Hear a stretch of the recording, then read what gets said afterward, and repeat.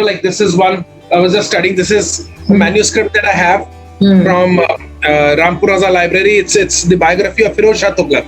And this is all in what language? This is Persian. Oh, you can read through now.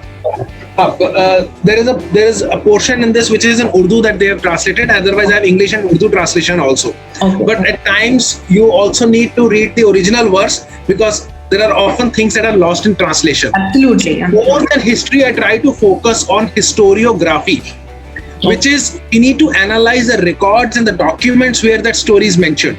Stories are awesome, but where is that story mentioned? When you go and analyze that, things change completely at times. And why this happens when you go to the main origin and you analyze what difference that makes to you? Let me give you an example. Sure. When we say the Pandavas asked for 5 villages from Kauravas, the top 5 name that you get online are Panprast, Sonprast, Bagprast, Tilprast, Khandavprast. Khandavprast became Indraprast, which became Delhi. Panprast became Panipat, then Sonipat, Bagpat, Faridabad, and Delhi. So these are the 5 villages. Okay. These 5 names are not mentioned in any version of Mahabharata. Oh, yes. In fact, what is mentioned in Mahabharata, Lord Krishna went to Duryodhana and said, I ask you 4 villages. He had many options. The last option was, okay, just 4 villages and 5th one of your choice.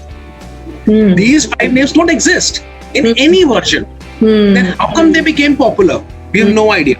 Another interesting thing, Prithviraj Raso by Chandabardai, who has written the biography of Prithviraj Chauhan, in which he writes that Muhammad Ghori arrested Prithviraj Chauhan, took him to Afghanistan, blinded him, and then Prithviraj Chauhan was told to shoot on a bell, and because Muhammad Ghori wanted to not blindfold, he blinded him. Oh, literally blinded. Okay. Yes, his eyes were pierced. I see. And then it was Chandabardai goes to Afghanistan and tells Muhammad Ghori कि ये शब्द भेदी बाण चलाता है. He can just listen to sound and he can shoot an arrow. So he was tested with blind eyes. And when he started, Chandabardai writes in his book that I was standing there and I said, 4 बांस 24 गज अंगुल अष्ट प्रमाण ता ऊपर सुल्तान है मत चूको Chauhan. So he actually gave the direction of Muhammad Ghori to Prithviraj Chauhan, and instead of shooting an arrow at the bell, Prithviraj Chauhan shot an arrow at Muhammad Ghori, and Muhammad Ghori died.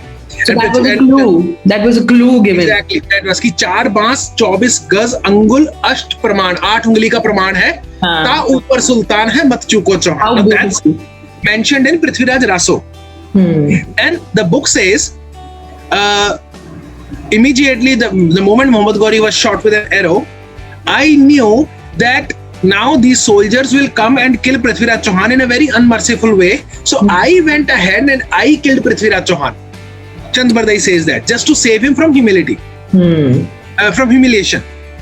And he also writes that Prithviraj Chauhan knew that I will be arrested and I will be tortured. So Prithviraj Chauhan killed me. Imagine a writer writing, I'm killed. I'm dead. Now I'm writing. How do you even accept that text? Yes. And then in the manuscript the oldest manuscript that we have from, which was written after 200 years of the death of Prithviraj Chauhan, that's the oldest version that we have, in which first part has a totally different language, second part has a totally different language, and even Prithviraj Chauhan is addressed with 3 different names. How can one writer all of a sudden writing and then he changes the name of the king?